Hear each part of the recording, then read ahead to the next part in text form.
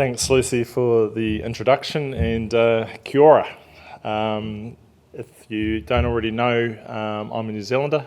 I'm very proud to present this golden opportunity for a pre-development investment. So I'll start off with talking about the team. Any great project or discovery needs a team because it's all about humans ultimately. I'll start with Peter Cook, who hopefully doesn't need any introduction. I know that as Peter has spoken to this venue many a time over the years with his various ventures, including Westgold. Kim Bunting, he's the guy who discovered it. He was the founding director of Matakanui Gold. He's still on our board. He led the initial exploration work for his own company, then ultimately formed a company with another stalwart of the New Zealand gold industry, and that's Warren Batt, many of you probably know from Perelia days. And they eventually got on the ground about 2016. So they ultimately proved up a couple of 100,000 ounces of low-grade potential heap leach. But in 2020, decided that they needed more investment, and that's when Santana pumped in $7.5 million and ultimately led to the discovery hole of the Rise and Shine deposit, or RAS.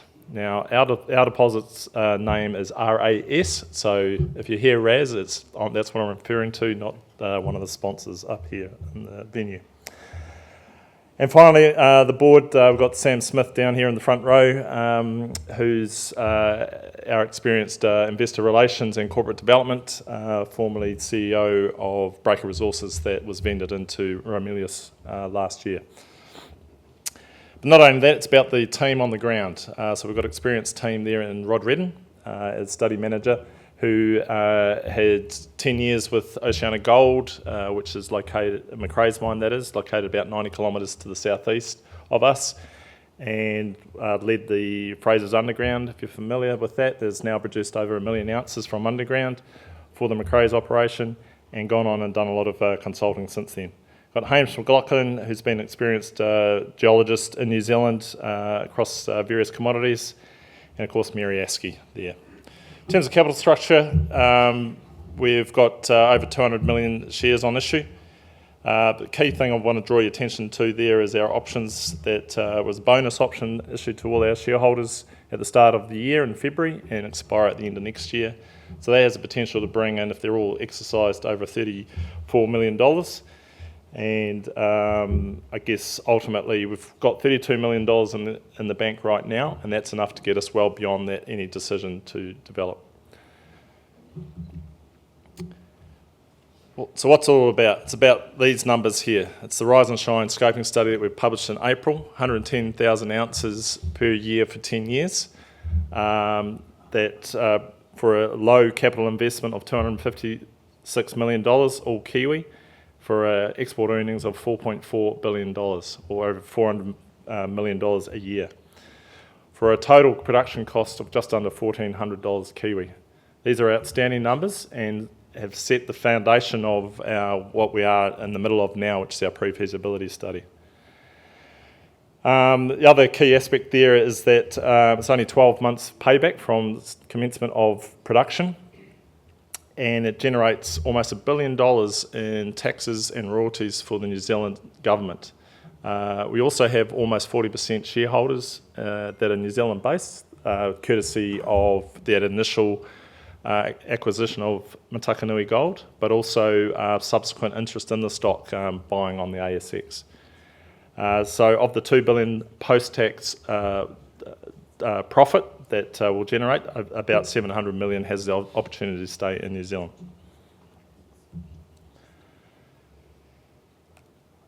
All right, so what's the scoping study about? So it's based on the indicated resource at Rise and Shine, or RAS, as it stood at the start of the year in our February update. And it produces, as I said, 1.1 million ounces over those 10 years. It consists of an open pit initially that is mined or delivers ore for a period of 8 years to the mill, which is have a production rate of about 1.5 million tonnes per annum. Because of the geometry of the ore body, it does plunge down to the north, which is to the right of that schematic there, at about 23 degrees. We have the opportunity to develop that mine at any stage from the Shepherd's Valley, ensure that that's fully developed, ready for production as the open pit winds down. And fantastic grade, both from the pit, 2.5 grams, and from underground, 3.1 grams. But because it was a scoping study, it was only on the indicated, so it was on essentially half the resources at RAS at that time. So that shaded out area shown down dip is the inferred category that we've now converted about 150,000 ounces to indicated with our last announcement earlier this week. But we talk about New Zealand and mining, and some people think it's an oxymoron. We do have mines in New Zealand, coal and gold. And in my experience, my previous employment at Bathurst Resources was able to get coal mines permitted in New Zealand under the previous government. But it's essentially 3 pillars. If you don't know what the regime in New Zealand, it's mineral access, and we get that via a permit issued by the New Zealand government. Gives us the right to dig up that mineral, in this case gold. Land access, we have access arrangements in place with those private landowners under which the deposit lies that enables mining.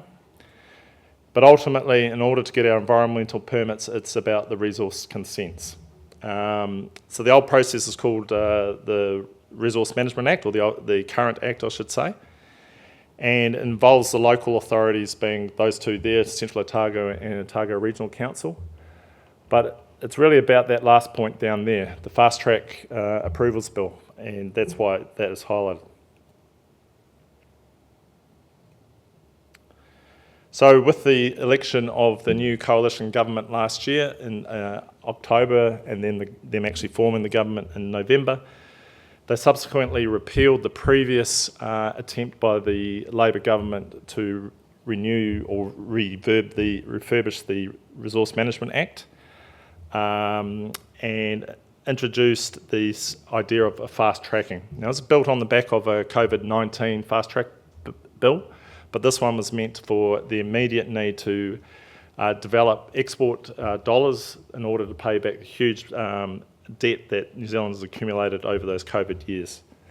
So in essence, it's an overarching piece of legislation that incorporates 6 existing acts. Those acts don't disappear. The key one for us is the Resource Management Act, but there's about 3 of the other 5 that will need permits under. The Heritage Act and the Wildlife Act, for example, and enables us to put it in as one application in a one-stop shop. All right, so we get efficiencies immediately. But the other key thing is it's about efficient decision making. It'll be one expert panel that assesses this application, ensures that the conditions of those permits are appropriate, and makes that recommendation to the Minister. In our case, the Minister of Resources, Shane Jones, shown there on the right, that those conditions are fit and he can approve the project. That's still being debated in Parliament. It's had its first reading some couple of months ago. We've been through a submissions phase now where there's been 22,000 submissions on the Act, including 1,100 in person. We absolutely made a submission in support of that Act, this Act I should say, and actually I presented in person and made our point quite clear. So we expect this to be a game changer for this particular project and enable us to take full advantage if it's fit for purpose. Prior to this Act being introduced to Parliament, we were on track to develop our application under the existing legislation, the RMA, by the end of this year, and we still are. And just to repeat the key point there, those Acts remain in place and our application has to meet those standards currently in place. So there's no shortcuts. All right, that's a bit of a quick introduction. Now I'll just get a little bit of detail. Someone will have to make sure I don't go over time because there's no clock on here, so please sing out. So where are we located? So we've got where the words SMI, Bendigo, Ophir Gold Project's located. That's our our permit area in the yellow there. We're 90 kilometres northwest of Oceana Gold to Macrae's gold mine. Those permits boundaries shown there. Hour east of Queenstown. No doubt some of you have taken advantage of the very short flight from Sydney Airport over to Queenstown and hopefully landed okay and didn't get diverted. But a great place to live, right? I'm calling our project being located in the Golden Triangle of Queenstown, Wanaka and Alexandra, and Cromwell being the nearest town of 8,000 people that is overly supportive of this project, albeit they just want to see the detail. So we've got 4 deposits. We've got the Rise and Shine shown there. It's the jewel in the crown, as it's been called in some of our releases, but it does set the base in that terms of that indicator of almost 1.5 million ounces at 2.4 grams per tonne. It is the only one that's been advanced towards PFS up till now. We're at the point now of completing infill drilling at our Shreks deposit to the bottom of the picture there, SHR, and the associated deposit that's faulted off to the slightly north at Shreks East. And we have 2 rigs turning at come in time to convert that to indicated, all with the vision of bringing those into the PFS. RAS is, as it says there, it's a simple tabular free milling ore body, and it's open down plunge. The long section there looks east, so it's not conventional, but it is the direction that you actually drive from the exploration base into the project area and stand up on that ridge to the right there, which is we call RAS Ridge. It is, as it's shown there, a gently dipping 23 degrees deposit located in that dark material, which is TZ4 schist rock. Most of Otago is made of schist, overlain by TZ3 rock, which is actually interesting, the rock that hosts the Macrae's deposit. But that's one of several points of difference. We take some cross sections looking north, and you've got those two images down the bottom with the insets of roughly where they're located, and they've got very strong, thick intercepts. 40 odd metres at 4 grams is not unusual for us. And the picture on the right is the block model showing the high-grade core at plus 3 gram per tonne blocks, and gives you an indication of the location of that indicated zone that we've just upgraded now in that white polygon. So, pictures to the right, again, that's the top one looking east, that's that same general direction as that long section. So you can see now the topography where this deposit's been discovered. It's semi-arid, 450 millimetres a year, and that's caused by the rain shadow of the Southern Alps. It's quite barren. It's sheep and beef country for spring and summer grazing, with most of the winter grazing down on the flats out of the mountains and the snow. It is steep, it's not mountainous, but it's you can see sort of, if you really analyse those pictures, some of the tracking we have to do just to get our rigs in the right place. There's a lot of zigzagging backwards and forwards. But yeah, it is really quite degraded in the sense that it's rabbit-infested country. But we're advancing RAS to production. We've got a low technical risk in terms of the free milling. Our master composite and subsequently our variability composite testing has indicated recoveries of the order of 90% up to 98%, and as low as 87.87%. We are currently undertaking further test work on our Shreks and come in time deposits to ensure that they can meet the mill requirements in our PFS. And at the end of the day, we've got a fast track to get this project to a point where we've got the PFS ready for when that legislation is passed and we can submit our application. The location, this is a Google Earth image, really to demonstrate some of the key differences between us and a potential development in Western Australia.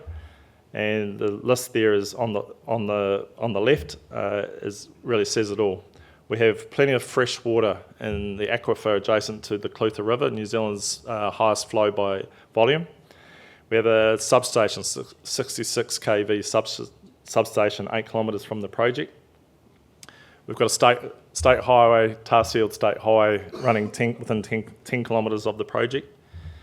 And the power is ultimately connected to the national grid with a major hydro dam at Clyde producing 440 megawatts of power. And as I said, Cromwell, it's only 20 minutes drive from the project itself, so it's a natural centre for our base for any operations in terms of supply and regional office. And of course, we've got the arrow there showing where the project's actually located, up in the northern Dunstan Mountains, tucked out of sight. But there's still upside. This is an image of the arsenic soil anomalies in those various colours, and the Rise discovery itself was basically blind. There was a very small footprint there in the middle on the TZ4 at surface, but then it goes under a ridgeline, if you can remember back to those long sections looking east. Shreks has a very large footprint of arsenic due to the exposure on surface, and it is quite a wide system, but albeit low grade at 1.1 grams per tonne. In between, particularly underneath the TZ3, we just don't know. All right, we've got strategies to develop some geophysics, fly some geophysics to work out if we can see what we've learned at Rise and Shine and see in between. But also in that little inset to the right, we've got that green image of or green boundary of our exploration permit, and we are dealing the main image 5 kilometres of ultimately a 30 kilometre strike. So we've got plenty of work to do over the coming years to further explore beyond the mine area. So ultimately, it's a compelling investment. 10 years at 110,000 ounces per year. Low capital cost, 250 odd million Kiwi, for a total production cost of just under $1,400 Kiwi. PFS, we expect that to have that out in the December quarter this year, and line that up alongside the fast track approvals bill expected to also be released in the December quarter. We'll have our application in, and then it's up to the expert panel to assess that, and they have 6 months to make that recommendation to the Minister. So all up, this time next year, we could have our permits in hand and have already made a decision to mine. And we've still got plenty of upside, so 1 million ounces of inferred still to convert and new discoveries to be had. And we're looking forward to pouring some gold in Central Otago again. Thank you. Any questions?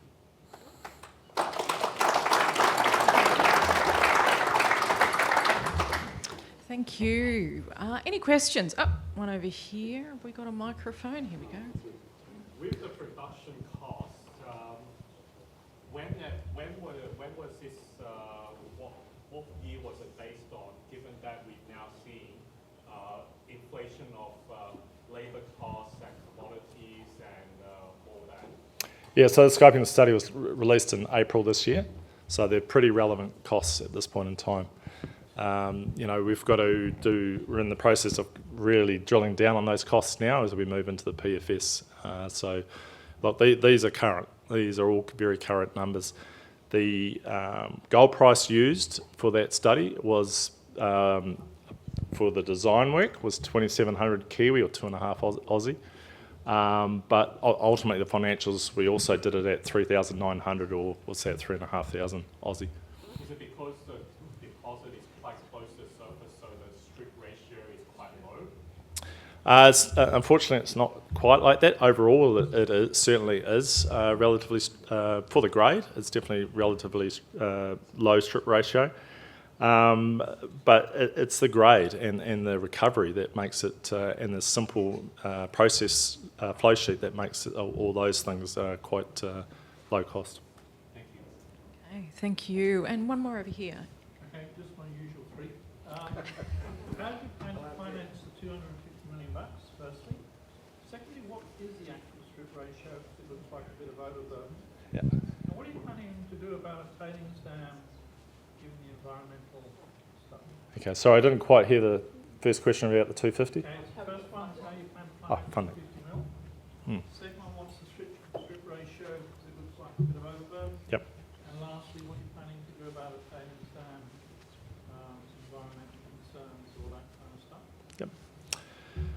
So the funding, we should be looking to source funding next year, early next year. Probably looking at a debt and equity mix.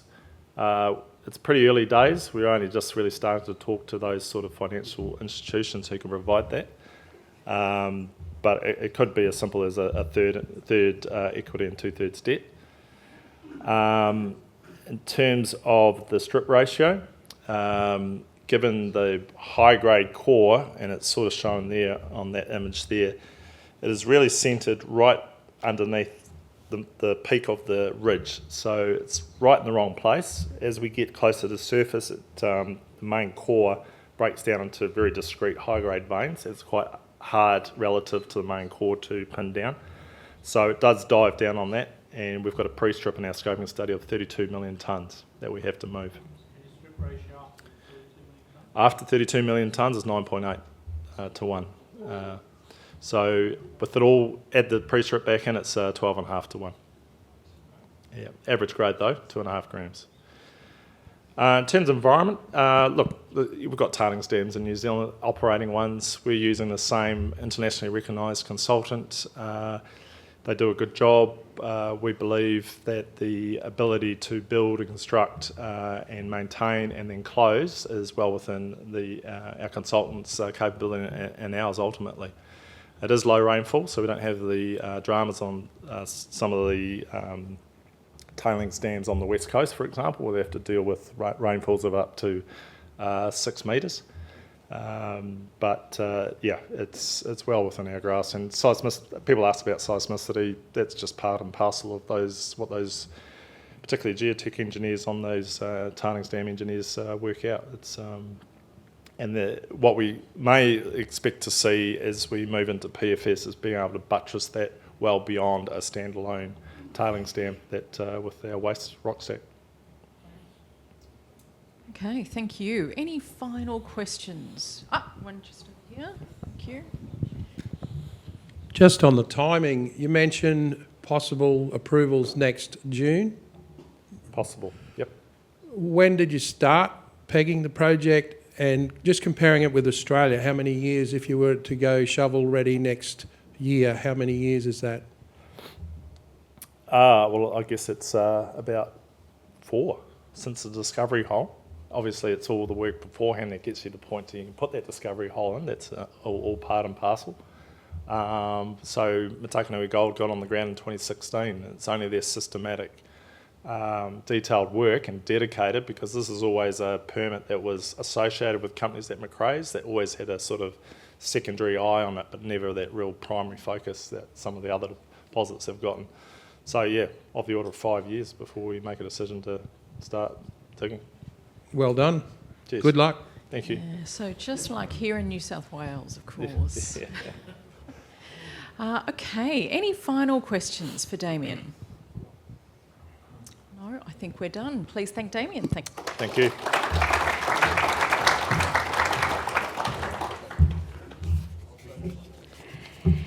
Excellent. Now we are coming back across the ditch, and our next presentation, in fact, just a little bit north of here, is of course in Queensland on a great project, and will be presented by David Ayesden from Ballymore Resources. So David's a geo with 30 years experience in exploration, project assessment, feasibility studies and project development across a broad range of commodities, gold, base metals, iron, uranium, phosphate, bauxite, with experience just about everywhere.